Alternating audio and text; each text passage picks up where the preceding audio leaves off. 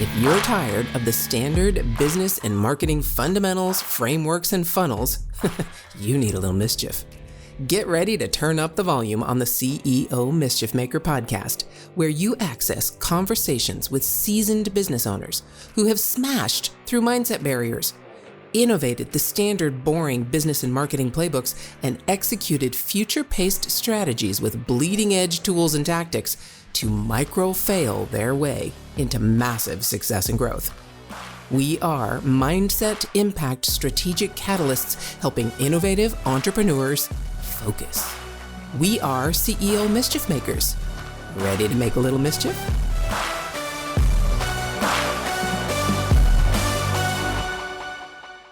Hey there, Mischief Makers. I cannot wait to introduce this person to you. I got to watch this person who's my guest today, Jose Bolaños, speak at a recent event that I attended in Costa Rica. And I just cannot, I'm telling you, sit down wherever you are and make sure that you can focus, because this next conversation over the next 3 days that this will be aired, Monday, Wednesday, and Friday of this week, you will want to save this. So Jose, welcome to the conversation. I'm so happy you're here. Thank you, Mary. I'm happy to be here too. I'm excited. I think we're going to have a lot of fun. So, I have to start this conversation by mentioning this whole idea of making yourself uncomfortable to allow yourself to grow, because that was what you talked about, right? It was part of what I talked about. Yeah, for sure. Using stressor to build our capacity to manage stress. Yes. And so tell me about, let's just start with some of the mindset shifts you have had to make in order to get to the point you are right now and understand the things that you understand right now about how to build the life that you want to build. What was one of the mindset shifts that specifically started that path? I think first, I always like to introduce my purpose. My purpose is to be a source of presence, strength, and transformation for others on their journey. And I do that through different vehicles, whether it's coaching or podcast interviews or writing, or whatever I do is a vehicle to be able to fulfill on that purpose, to be a source of presence, strength, and transformation for others. And I start there because one of the key mindset shifts that got me started on this path is understanding what transformation is. So I started going through my own personal transformation at a very young age, 21. It actually happened through choosing sobriety in my life, choosing to go into a 12-step program and starting to grow up. And I had to quickly realize that it wasn't just about consuming or not engaging in those activities, but actually having to transform my whole self to be able to be sober, not to stay sober, but to be sober. And I started working in a leadership center and transformation center, where I was taught that transformation isn't becoming someone you're not. It isn't changing. You can change your car, you can change how you speak, you can change how you dress, you can change your job, your diet, so on and so forth. You can make a lot of changes in your life, but that doesn't necessarily get you closer to who you are authentically. You can change and actually get further away from who you are. Transformation is actually becoming that person you were designed to be. So transformation, actually the act of coming back to that original design. And that for me was one of the key mindset shifts, is understanding transformation, the distinction between transformation and change, and doing that in my own life, and then actually wanting to share it with others, like be a source of transformation for others. So let's dive into that. First off, thank you for that explanation because I agree 100% with what Yeah. transformation means to you. It means the same to me. So dive into it though. How do we know what Mhm. we originally were or are supposed to be after all of whatever society, family, whatever things got layered on top of who we originally were? How do we Yeah. uncover that and realize which thing is actually the transformation that leads us closer to who we are? Yeah. I think a big part of it is learning to listen to ourselves, like really connecting with the things that we are longing for, the things that we are good at, the things that excite us. Tapping into and understanding our talents, what we're passionate about. Some of these things might not be the the quickest things that are going to make you money or that are going to become a good business, or it might be something creative and artsy, but it's really reconnecting with the things that make you feel good when you're engaged with them. Trusting your intuition, your gut, and it's really about learning to listen to yourself.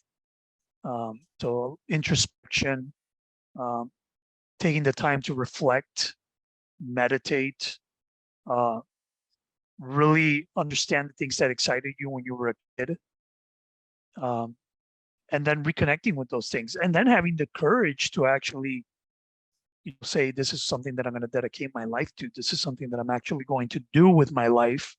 Um, but I think it really is about learning to connect with ourselves, like on a deeper level, um, and shutting off the noise from the outside. It is an act of not having to get external validation for what you're going to do. Usually the world is going to question that. Like, seriously, I don't think that's going to work. I don't think that's going to be a good business. How are you going to make money doing that? And so it really is about learning to trust yourself, listen to yourself, and letting go of fear. It's becoming a little fearless. There's a little fearlessness that goes along with it also. I, I everything happens. All right, mischief makers listening and watching us right now, everything happens um multiple times in your life. You're going to get messages, and when you're Yeah. finally ready to hear, when you're finally ready to transform or understand, you will listen as if it's the first time this has ever been said. And Yeah. so what Jose just said, what you just said is so profound. This is a stepwise process. It's not like all of a sudden you're going to trust and everything's going to fall into place. it Yeah. it happens step by step. And I agree with you. I'm at a place right now in my life where I have to wake up every day trusting, trusting my intuition, as you say, trusting the fact that yes, this is the path I should be on, I'm supposed to Yeah. be on, because it is lighting me up. Yeah. And it's so hard. It is I'm not going to sugarcoat it and say once you trust, everything just falls into place and everything's wonderful. It doesn't work that way. You will Yeah. continue to have to test it and tweak it and trust it again when you get maybe off track a little bit.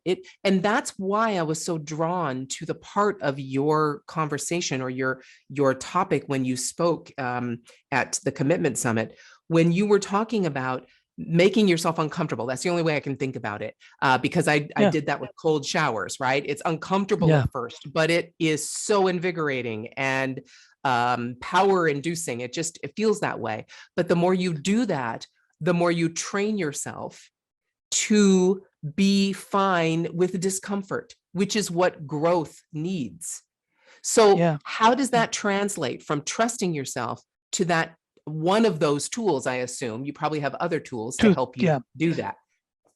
So in the event, I spoke about one, the infinite journey, the infinite purpose, infinite Yes. purpose for infinite growth, which is a mindset thing. I believe in developing an infinite mindset.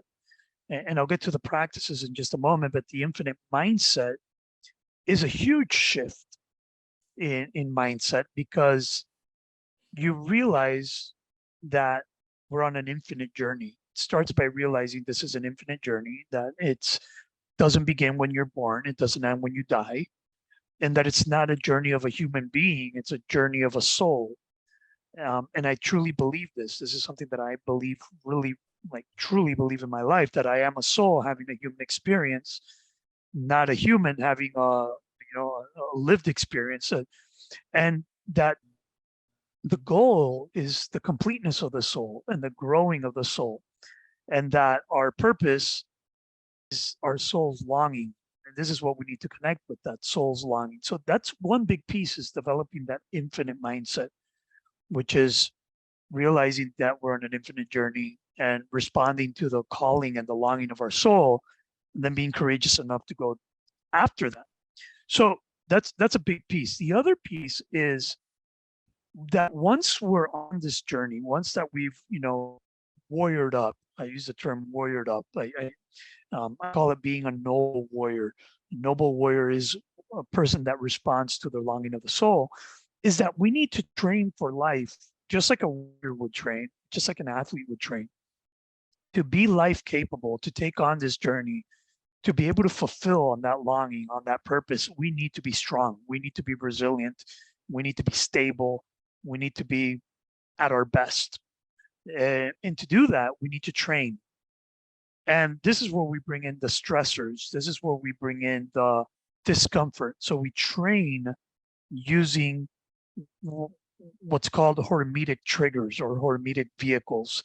Basically, hormesis is a phenomenon where we expose ourselves to a stressor, but it provokes a positive adaptation. There's a scientific principle behind this, that when we expose ourselves to certain stressors, certain discomfort, it produces a positive adaptation. And one of these stressors, and a great vehicle to experience this with, to experiment with this, is cold exposure. Yeah. So ice baths, it could be heat exposure, it could be fasting, it could be breath holding, never underwater, never do breath holding underwater, but breath holding, building CO2 in your system, fasting, not taking in calories and going through hunger, in a minimum effective dose. So you got to do your due diligence. All these stressors can cause harm if you don't do them in a measured way. Is that by using these stressors, I can provoke positive adaptations in my mind, in my body, and in my spirit. So if I have this infinite purpose that I'm connected to, and I'm responding to my soul's longing, and I want to be strong and stable and resilient and capable to stay on this path, I can use these hormetic triggers, these hormetic vehicles, to develop this stability, to develop this level of centeredness and groundedness and self-control and self-regulation. We need to warrior up, to train ourselves up, not because we want to feel good or because we want to be in a good, like it's not about wellness, it's about being strong because we have this noble commitment to fulfill on. Yes. That makes sense.